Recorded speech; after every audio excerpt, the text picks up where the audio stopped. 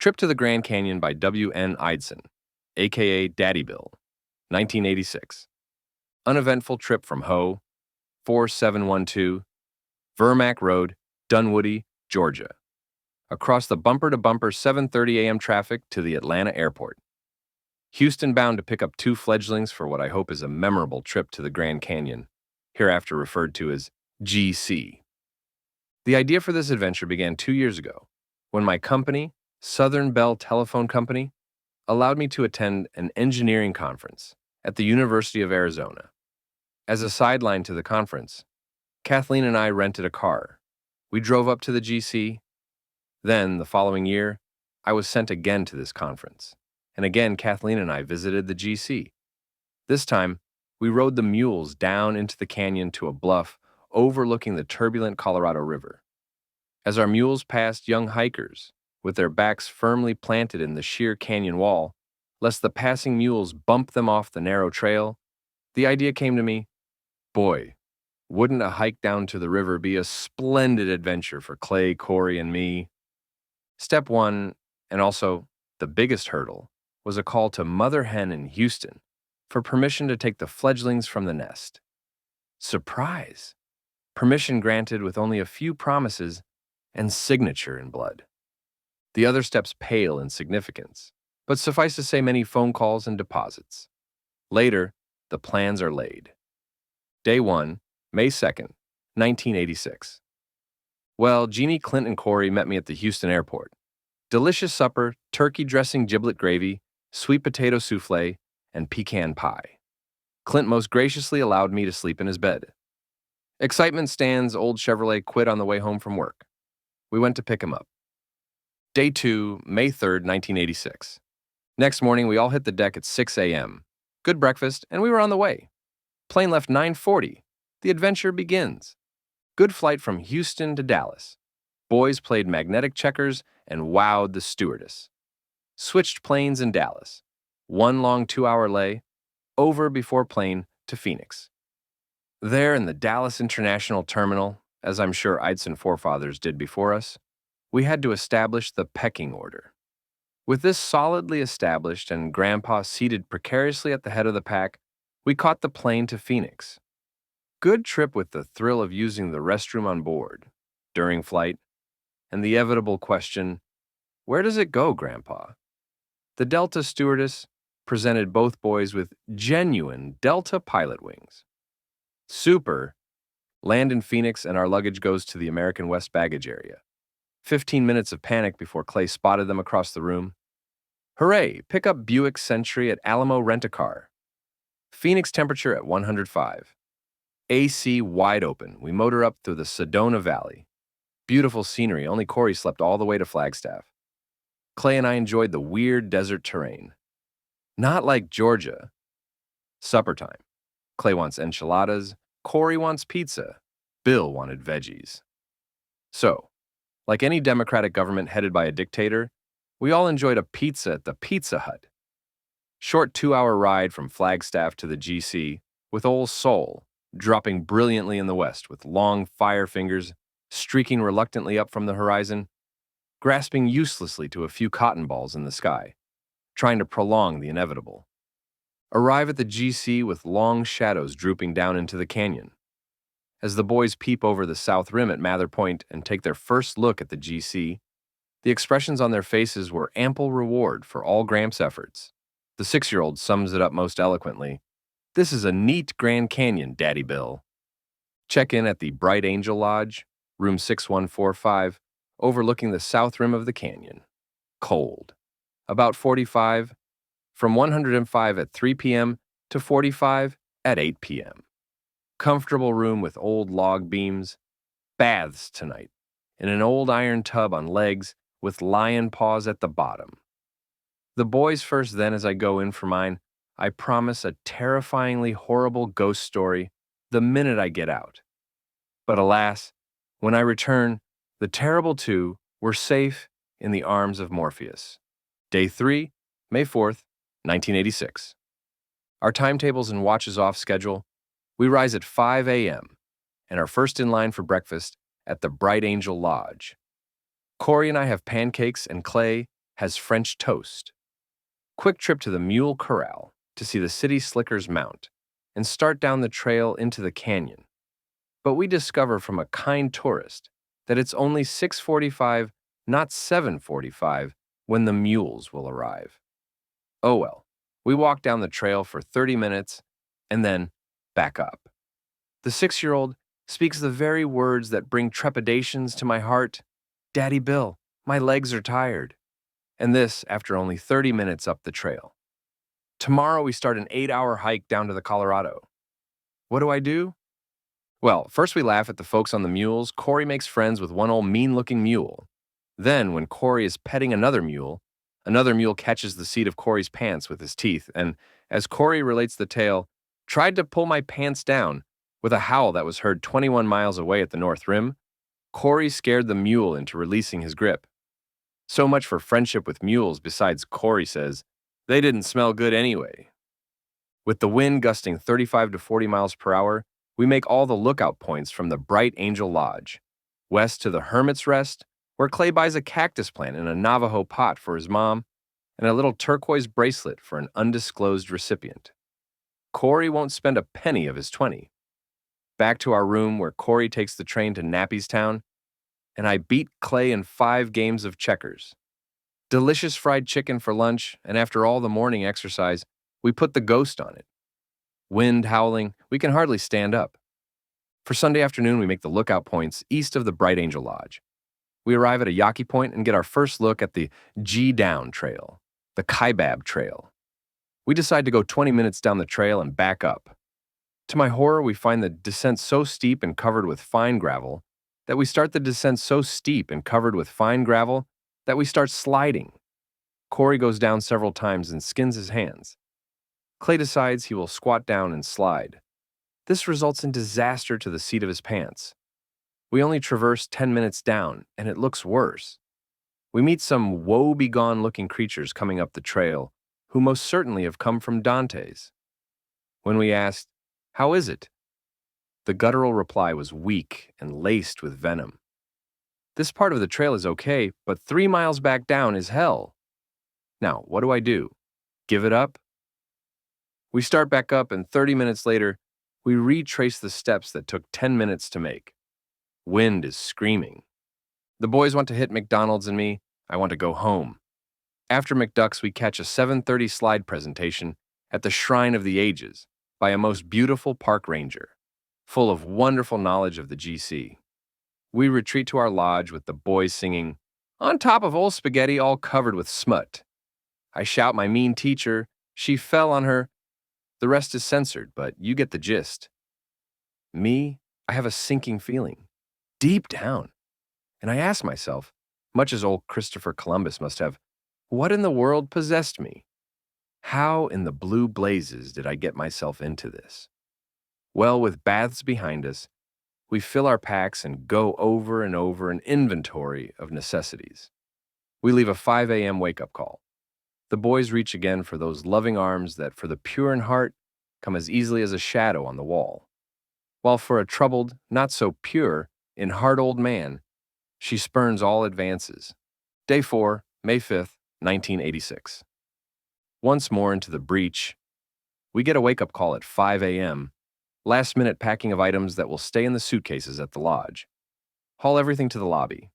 Snobby little clerk says, "I'm sorry the bellboy doesn't get to work until 7:30 a.m., and he's the only one authorized to store suitcases." We put everything in the trunk of the car and eat breakfast. Clay goes bacon and eggs, Cory goes pancakes again, and Daddy Bill just coffee. We meet a very nice gentleman named Walt Smith who works for Western Electric in Richmond, Virginia, who offers to drive us the 6 miles along the rim to Yaqui Point, where the Kaibab Trail begins. We start down at 7:30 a.m., so much wasted time. We wanted to be on the trail at 6 a.m. sharp. Oh well, the best laid plans of mice and men. The trail exceeds my worst fears. Steep, very steep grades for the first 3 miles. Cory has gone down 8 to 10 times, skinned hands, knees, and bottom. No wind. Weather perfect for hiking. About 45 at the start. At 9, we come out of the jackets. By 10, we are out of long pants, sheer sweatsuits. We stop often to rest and to take on water and vice versa. Occasionally, professional hikers pass us in their $200 North Face hiking shoes, Clay's turf shoes, Cory's jogging shoes, and my Kmart brogans are doing A-OK. The double sock trick, thin pair first then the thick ones, have done the job. Not a sign of a blister on any of the six. Cory was elected guide shortly after we started. This position he readily accepts, with all the pomp and circumstances befitting the title. Clay and I are instructed to call him Mr. Guide, otherwise you get no response. He dutifully announced each curve with "turn left, right here," as well as "watch the mule do" at the top of his lungs, much to the enjoyment of other hikers. We are passing and meeting. This is spring in the canyon, and everything is in bloom. From cactus, bluebells, yucca, to goodness knows what. She has put on her finest for we three. Rock formations that defy description. We rest and walk. Rest and walk. The first 3 miles are a blessed nightmare.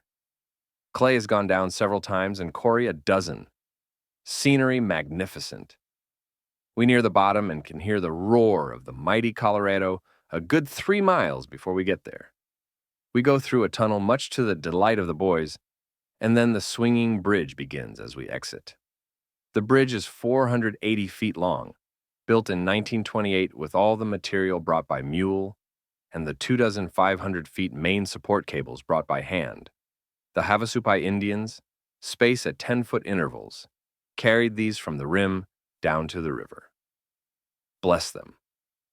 Prior to this accomplishment, hikers had to swim the river. After crossing the bridge, we walked down to the water, ice cold, most refreshing. The boys skim flat rocks and Daddy Bill rests. All three made the trip down much better than expected. 1 mile along the river and we check in at Phantom Ranch Lodge. We purchased 2 iced teas and 1 bud at exorbitant prices, but worth every penny. We go to men's dorm number 12, wash our feet, and the boys greedily embrace their lover for a 1.5-hour snooze. Daddy Bill lays in his bunk and ponders if Solomon, with all his wisdom, could have refereed any better. Keeping one in front and one in back worked for a while, but as they kicked the powder-red dirt on the trail into dust storm, I caught the brunt of it. Well, what else are grandpas for? As I write this, Z's are deafening. Naps over, we explore the mysteries of the canyon. In a stream cascading over the boulders, through this oasis, with beautiful trees nestled alienly in a barren, boulder-strewn canyon bottom. We take off our shoes and freeze our weary feet. Whoever picked this spot for the Phantom Ranch sure knew how to pick 'em, says one of the awestruck Texans. We walk down 100 yards, again to the old Colorado to chunk a few. We also collect odd rocks for various lucky recipients. A bell peals back at the ranch house calling hungry tenderfeet to a scrumptious meal of canyon stew. We sit at long tables boarding house style, and as we gulp down volumes of this priceless nectar, we meet the people at our table one by one.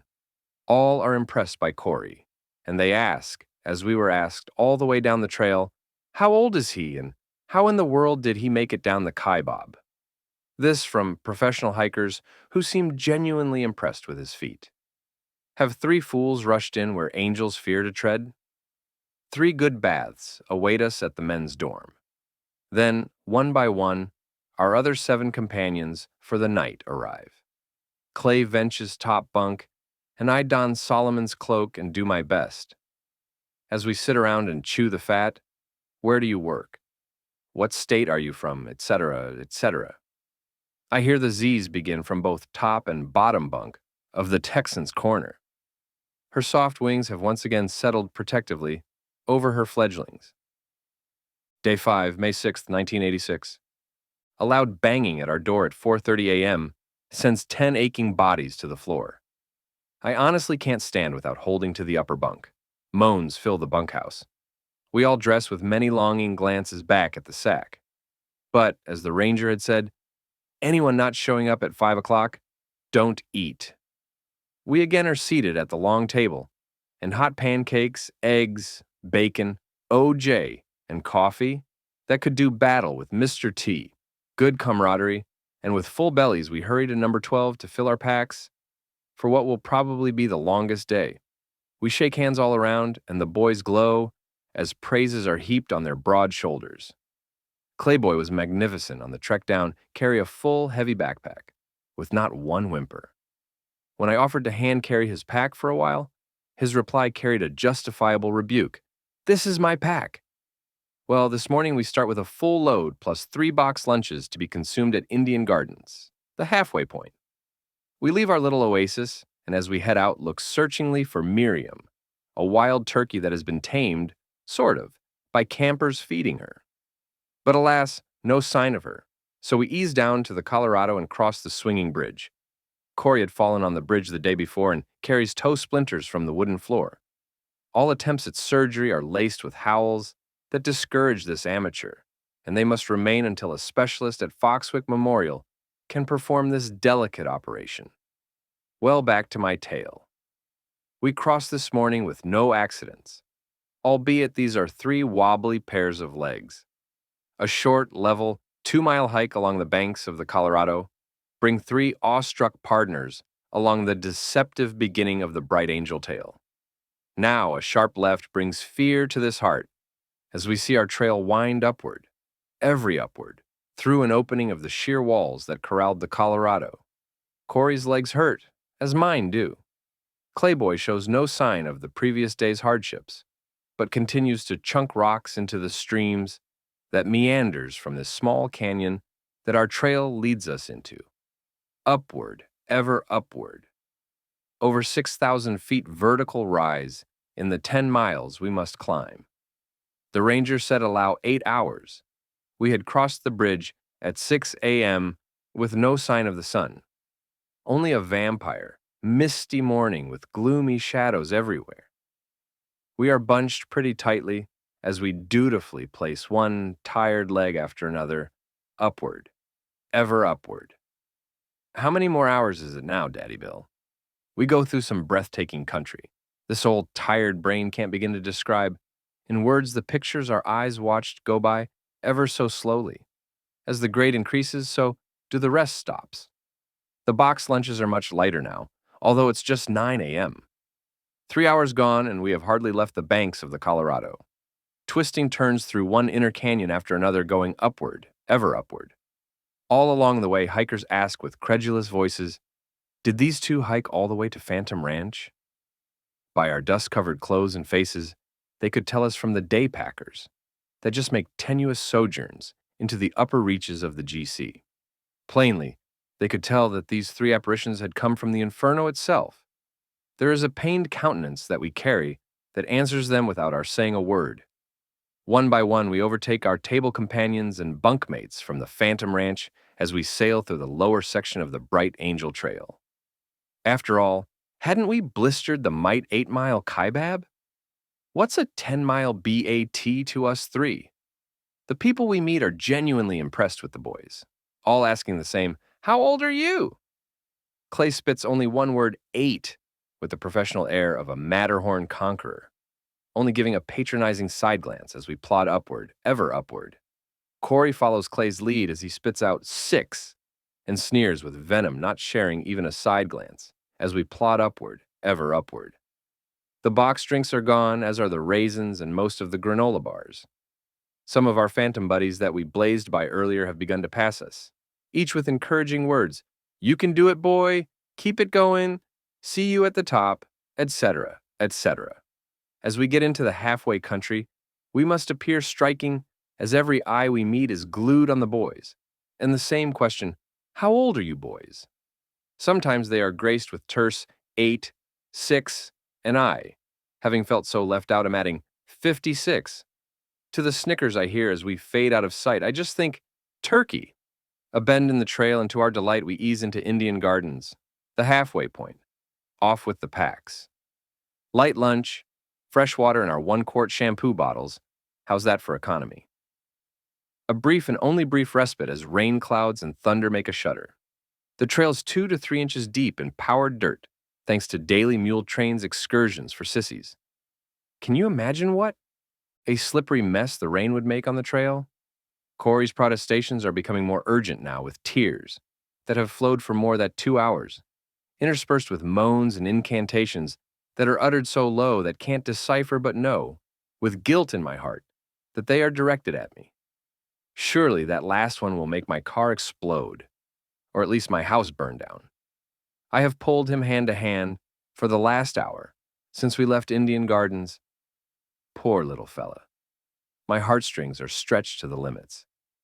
My recent hernia repair, less than 8 weeks old, prevents me from carrying him. On the dozen creek crossings, I taxied him across, as his short legs could not span the flat rocks placed for creek hopping. Several stream crossings had no rocks, so Clayboy and I just waited. My scar stings from those lifts, so I just can't carry him. With heads bowed like the old man with the hoe, we walk across the ages, bent with the load of time. We now have reached the sheer canyon walls, with the last 3 miles on switchbacks carved into the walls. Cory's wails are heart-rending, and the passers-by are cutting dark looks at me. Clay has offered brotherly sympathy only to be rejected by Cory's cutting tongue. We both have explained to him that there is absolutely nothing that we can do, other than leave him with food and water and race to the top and get the Ranger Rescue Service to mule him out. This service carries a $100 price tag, which I don't mind. But Cory will have nothing to do with this idea. So with slow measured steps, we crawl upward, ever upward. The last 3 miles are completed in 3 hours. No words can describe what we went through. Bright Angel Lodge at last, sitting squarely at the end of the trail. Arrival time 2 p.m., 8 hours on the trail. Upward, every upward. We get room 6145 back again, and Cory is the first into the steaming hot bath. Clay next. Before Clay gets out, Cory has embraced those loving arms. Clay out, Daddy Bill in. Talk about life's pleasures. I don't remember a more exhilarating experience. Clay waits with the checkerboard loaded and waiting. I beat him 3 quick ones, and then he lucks up with a draw. His eyelids droop, and he abandons me for more amorous arms. They went to bed at 3-something p.m., and now, as I write this, it's 8:50 p.m. Do I wake them after a 6-hour nap, or do I let them go till morning? I am so proud of both of them. Blood of my blood. Flesh of my flesh. Their parents have done their job well. While Clay was bathing, Cory slipped up beside me while I was writing in this journal and put his arms around my neck and whispered softly, "Daddy Bill, I love you." And then a gentle kiss on the cheek. I turned to reciprocate and met one of the most searching looks of my life. Did the say, "All is forgiven"? My heart bounds with this hope. Or did the hug and kiss speak forgiveness and the soul-searching look test for any sign of condemnation in my countenance? If my rib-cracking hug in return and my kiss left any lingering doubt, then as you read this with 20 or 30-year-old eyes, let me assure you that the travels that we have gone through these last few days have given me a greater understanding of who you are, what you will be, and tied an unbreakable bond between us. I love you, Cory O'Dory. I see so much of myself and my father in you that it scares me, but I see an intelligence that exceeds our line. Would that my daddy's love and compassion blossom in you as you mature. Would that my mother's sensitivity and grace become your mantle. Clayboy, you know that I have loved you always. Sorry that the miles have kept us apart. The compassion and concern that I pray for Cory is most evident in you. I'm so sorry that the hectic timetable of this much too big adventure caused me to snap at you. Your mother and I so wanted this to be a buddy-buddy trip, kind of like our Six Flags trips where we just casually meandered about. This adventure was something for seasoned hikers, but we gave it a hell of a shake, didn't we? You win the prize for blazing the trail, carrying a heavy adult pack that bumped your butt each step you took without a single, not one, sour note.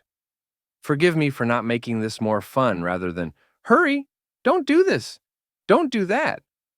Maybe the 48-year age gap prevents such a relationship? But nothing prevents or dampens the love I feel for you two and for the two that follow you. Watch each step that you take. Both of the wee ones are walking in your path. Maybe, if I'm granted the time, we four can retrace the steps we have made these last few days. Now I will close today's entry and reach for her myself. Day 6, May 7th, 1986. Cory went to sleep at 3 p.m. yesterday, awoke at 9 p.m., and ate a granola bar and promptly went back to sleep. This morning he awoke at 4:30 a.m., 13 and a half hours of sleep. Having missed supper last night, he is famished. I shave, and Cory and I pack. Something keeps peppering our window pane. Cory pulls the drapes back to investigate, and with a squeal, he announces, "Snow!" And sure enough, everything is covered with the deepest pure white snow I have ever seen. Born and raised in Houston, the boys have never seen real snow before. What a beautiful present from the old GC. Clay says that he saw heavy frost once, but couldn't make a snowball. At this early hour, it lies unmolested by footprints. We open the suitcases and dig out the sweatshirts and pants and gear up for this once-in-a-lifetime treat. Terrific winds on Sunday, beautiful on Monday, windy, cool, and overcast on Tuesday, and now Wednesday, snow. The boys attack it with a vengeance. By the time the Bright Angel Lodge restaurant opens at 6 a.m., they are frozen, and Cory is starving. We all order old-fashioned pancakes with bacon. The boys get the world's best hot chocolate with a tall stack of whipped cream and a cherry on top. We visited a minute with David Newton and his wife, whom we made friends with at Phantom Ranch. We also crossed paths several times coming up the trail. Cory named him Fig and delights in antagonizing David. He gives us his business card, and if we are ever in Seattle, Washington, he has invited us to visit with them. Breakfast behind us, we hit the snow again. Cory has never seen snow before, only a heavy frost when he was about 1 year old. Both boys go hog wild. Snowballs fill the air with piercing screams from Cory when old Deadeye Clay scores. We go to a genuine Hopi gift shop with the wildest assortment of real Indian-made items from rugs, dolls, jewelry, peace pipes to tomahawks. Wow, decisions, as they select for mom and pop. Choices made, we hit the snow again.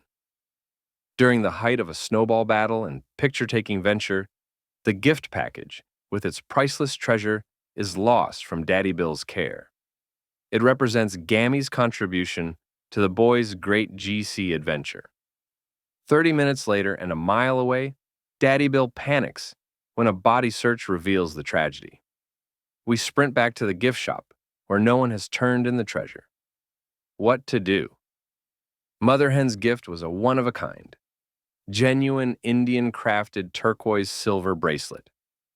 With dejected countenance, Daddy Bill slowly walks toward the sheer drop into the canyon.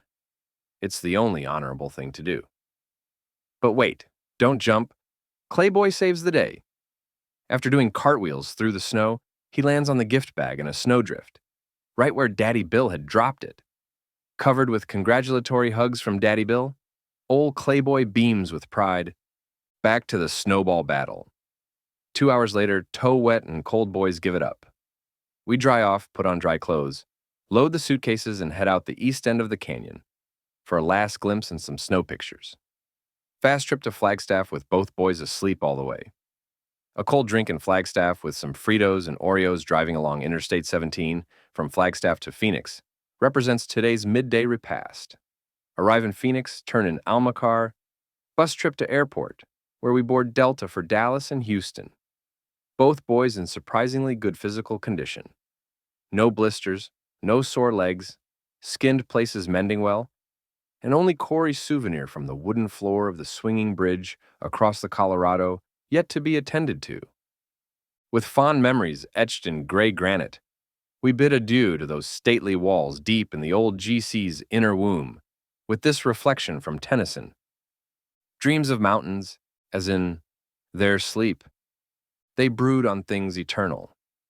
Alfred Lord Tennyson, W.N. Eidson, Daddy Bill, 1986.